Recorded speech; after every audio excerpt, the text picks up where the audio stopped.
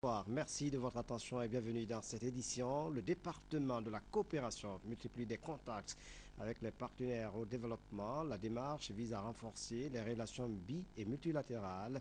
Hier vendredi, une réunion d'information a eu lieu entre le gouvernement et les partenaires techniques. Le reportage de Haya Ramatoulaye Touré.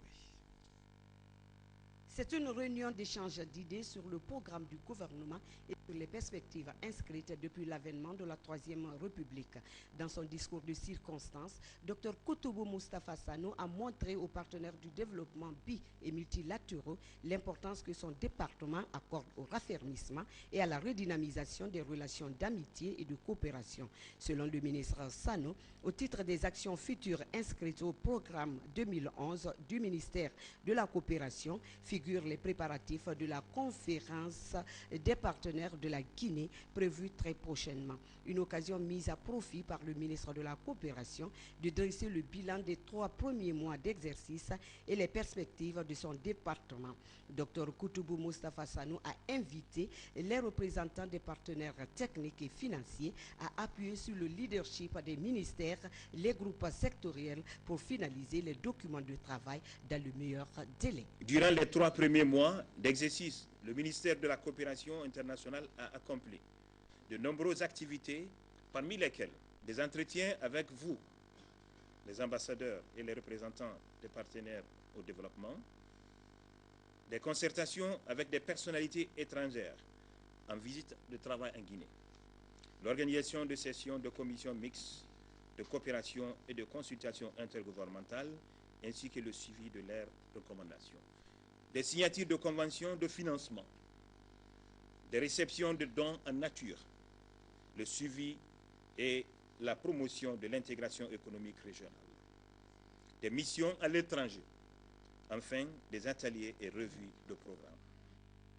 Le ministre de la Coopération a aussi informé de l'organisation des journées de partenariat avec les pays du sud-est asiatique, de la péninsule arabique et d'Amérique latine. Une conférence qui permettra d'identifier le potentiel existant, les obstacles et les contraintes à lever. Les membres du gouvernement, les partenaires techniques et financiers ont à tour de rôle apprécié cette initiative qui permet de communiquer, de dialoguer. Je voudrais remercier nos partenaires encore une fois pour tous les efforts qu'ils font pour soutenir le relèvement de notre pays. Je crois qu'il est important de vous reconnaître vos efforts, mais aussi de vous inviter à continuer à apporter ce soutien à la Guinée.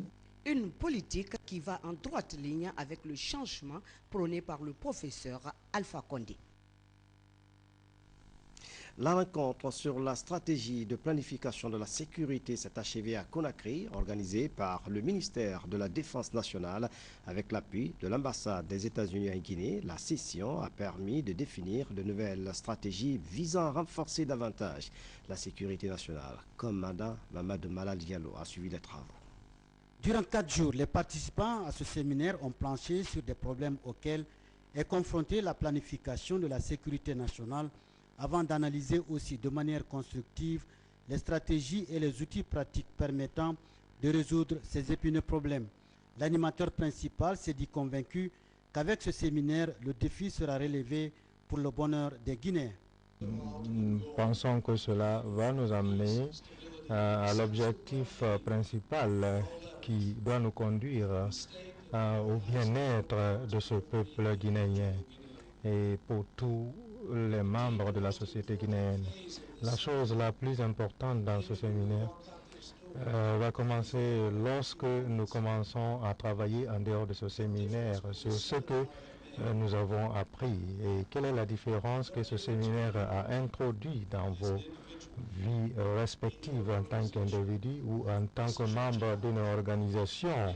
C'est un défi. En réitérant toute sa gratitude à l'ambassade des États-Unis en Guinée, le ministre délégué à la Défense nationale, Maître Abdoul Kabele Kamara, dira que l'État jouera les premiers rôles dans la réussite de ses objectifs. Le président de la République estime que la planification de la sécurité nationale doit être intégrée dans le cadre des principes démocratiques de surveillance et de responsabilisation. Par conséquent, l'État reste un acteur clé dans l'élaboration et la mise en œuvre des objectifs à atteindre dans ce domaine. Pour y parvenir, le ministre délégué à la Défense nationale a exhorté les participants à mieux cerner la stratégie de la planification de la sécurité nationale.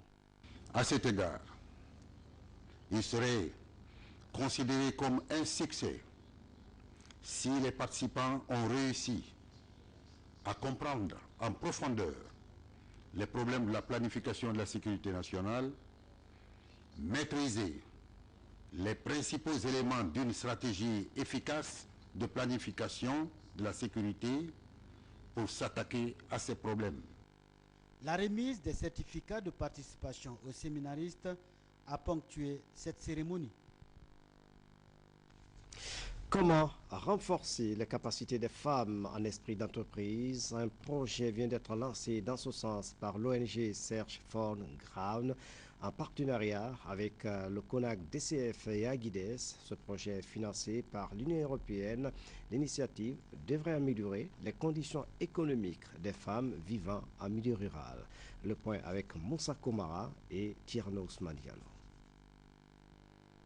Le constat révèle que les femmes guinéennes en général et celles vivant en milieu rural en particulier sont sérieusement affectées par la dégradation des conditions socio-économiques. Conscient de cette situation, Search for Common Ground et ses partenaires renforcent les capacités des groupements féminins à travers des activités génératrices de revenus en milieu rural. Il s'agit d'un lancement officiel du projet renforcement du groupement des femmes autour des activités génératrices de revenus qui bénéficient de la contribution de l'Union européenne dans le cadre du programme Acteurs non étatiques et les autorités locales dans le développement en Guinée. J'invite les autorités locales et les autres membres de la communauté de ménager aucun effort pour soutenir et faciliter les activités de ces femmes qui, en réussissant ce projet, seront en train de contribuer aussi au renforcement de la paix et du développement en Guinée. Le ministre d'État aux Affaires sociales, de la promotion féminine et de l'enfance souligne que cette action rime avec la vision de son département. Je me réjouis de constater que les objectifs de ce projet cadrent parfaitement avec les grandes orientations de mon département et nos axes prioritaires de coopération avec les différents partenaires sociaux. Ce sont les femmes de Télémélé, Gawal, Mali, Tougué, Dogomé, Bissikirima, Dingirai et Kouroussa qui bénéficient donc du projet renforcement de groupements de femmes à travers des activités génératrices de revenus pour la promotion de leurs droits. L'autre image de l'actualité nationale, l'ONG Hélène Keller International vient de procéder au lancement des travaux de planification stratégique 2010-2016. La rencontre a planché sur l'analyse situationnelle de la sécurité alimentaire et de la santé. Moussa Bangora, reportage. Dans le cadre du lancement des travaux de planification stratégique 2011-2016, l'ONG Hélène Keller International a organisé une rencontre à l'intention de ses partenaires. Une rencontre qui a permis de faire l'analyse situationnelle dans les domaines de la sécurité alimentaire, de la nutrition et de la santé afin de déterminer les besoins prioritaires des couches vulnérables que sont les enfants de moins de 5 ans et les femmes en âge de procréer. On devrait être en mesure de pouvoir trouver le croisement entre les besoins des communautés, les capacités et stratégies de HKI et les politiques et stratégies du gouvernement et des différents bailleurs de fonds. Et de cet exercice devrait normalement sortir une planification avec un certain nombre de priorités dont l'objectif est de créer une complémentarité et une synergie avec les actions du gouvernement pour le bien des populations guinéennes. La représentante du ministère de la Santé et de l'Hygiène publique a réaffirmé son engagement à accompagner cette initiative en faveur des couches démunies. Le gouvernement guinéen, à travers ses services techniques, mettra tout en œuvre pour une appropriation effective des projets, programmes exécutés par les partenaires en général et HKI en particulier. Pour son soutien constant à la Guinée, à travers, entre autres, les campagnes de distribution de vitamine A, le déparasitage des enfants, la fortification de la parine, la surveillance nutritionnelle. D'après les résultats de l'enquête démographique de santé, il ressort que 35% des enfants de moins de 5 ans en Guinée souffrent de malnutrition chronique et 9% souffrent de malnutrition aiguë. Une manière de proposer des solutions idoines afin de freiner ce phénomène. Cet élément met fin à cette édition à tous. Merci de nous avoir suivis.